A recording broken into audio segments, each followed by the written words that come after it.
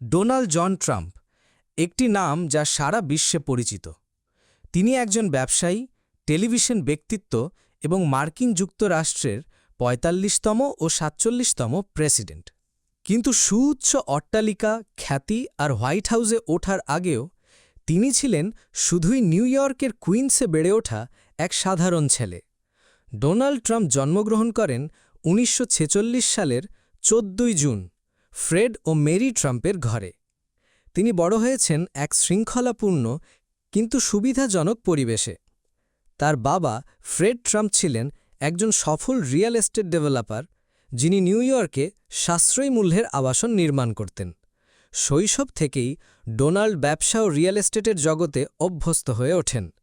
ছেলেকে শৃঙ্খলা শেখানোর জন্য ফ্রেড ট্রাম্প মাত্র ১৩ বছর বয়সে ডোনাল্ডকে পাঠান নিউ ইয়র্ক মিলিটারি একাডেমিতে।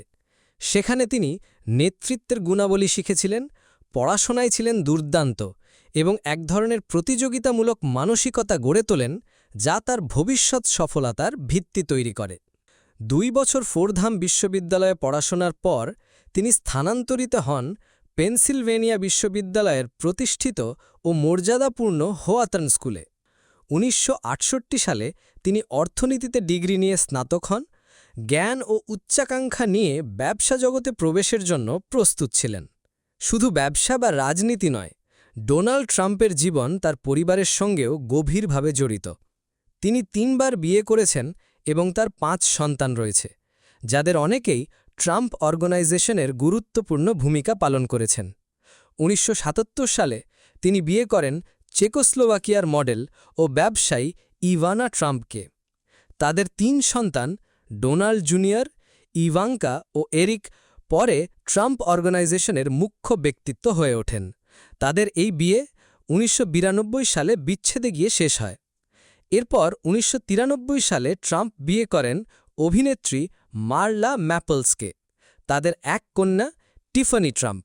তবে এই বিয়েও ১৯৯৯ সালে ভেঙে যায়। এরপর ২০০৫ সালে তিনি বিয়ে করেন মেলানিয়া ট্রাম্পকে, যিনি ছিলেন স্লোভেনিয়ার একজন মডেল এবং পরে যুক্তরাষ্ট্রের ফার্স্ট লেডি হন। তাদের একমাত্র সন্তান ব্যারন ট্রাম্প জন্মগ্রহণ করেন ২০০৬ সালে। ডোনাল্ড ট্রাম্প তার বাবার পদাঙ্ক অনুসরণ করলেও তিনি ট্রাম্পের রিয়েল এস্টেট সাম্রাজ্যকে নিউ ইয়র্কের গণ্ডি ছাড়িয়ে আরও অনেক দূর বিস্তৃত করেন। ম্যানহাটনের সুউচ্চ ভবন থেকে শুরু করে আটলান্টিক সিটির কাসিনো পর্যন্ত তার ব্র্যান্ড হয়ে ওঠে বিলাসিতা, ক্ষমতা এবং সম্পদের প্রতীক।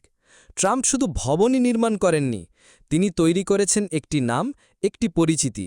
তার সাহসী ও শক্তিশালী ব্যক্তিত্ব তাকে করে তোলে এক টেলিভিশন তারকা। তিনি হোস্ট করেন জনপ্রিয় রিয়েলিটি শো দি অ্যাপ্রেন্টিস, যার বিখ্যাত ক্যাচফ্রেজ "ইউ আর ফায়ার্ড" হয়ে ওঠে লিগেন্ডারি।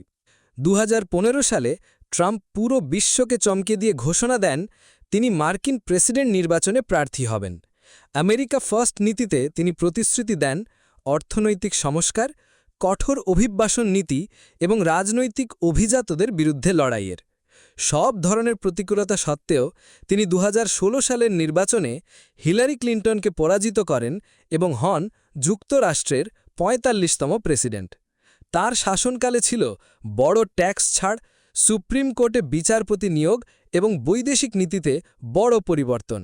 তবে এই শাসনকাল বিতর্কমুক্ত ছিল না। ২ বার অভিশংসন এবং জানুয়ারি ৬-এর ক্যাপিটাল দাঙ্গা সবকিছু মিলিয়ে ট্রাম্পের প্রেসিডেন্সি জাতিকে গভীরভাবে বিভক্ত করে। ২০২০ সালের নির্বাচনে ট্রাম্প জো বাইডেনের কাছে পরাজিত হন, কিন্তু তার রাজনৈতিক যাত্রা এখানেই থেমে যায়নি।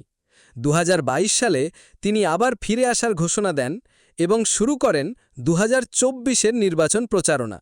এবং আরেক ঐতিহাসিক প্রত্যাবর্তনে তিনি পুনরায় বিজয়ী হন।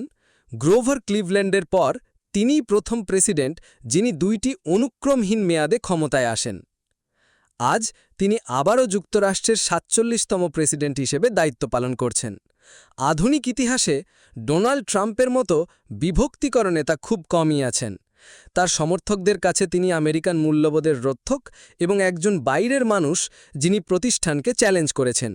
আর তার সমালোচকদের চোখে তিনি একজন বিতর্কিত চরিত্র, যার নীতি ও বক্তব্য জাতিকে ২ ভাগে বিভক্ত করেছে। তবে আপনি যে অবস্থানেই থাকুন না কেন, আমেরিকার রাজনীতি, ব্যবসা ও সংস্কৃতিতে ট্রাম্পের প্রভাব অস্বীকার করার সুযোগ নেই। কুইন্সের এক ছোট ছেলে থেকে শুরু করে বিলিয়নার ব্যবসায়ী হয়ে বিশ্বের সবচেয়ে ক্ষমতাধর রাষ্ট্রনায়কে পরিণত হওয়া, এই যাত্রা একটি প্রমাণ কিভাবে দৃঢ় সংকল্প ও উচ্চাকাঙ্ক্ষা মানুষকে শীর্ষে পৌঁছে দিতে পারে। এই ভিডিওটি ভালো লেগে থাকলে অবশ্যই লাইক দিন, শেয়ার করুন, আর এমন আরও প্রভাবশালী ব্যক্তিত্বদের গল্প পেতে আমাদের চ্যানেল সাবস্ক্রাইব করুন।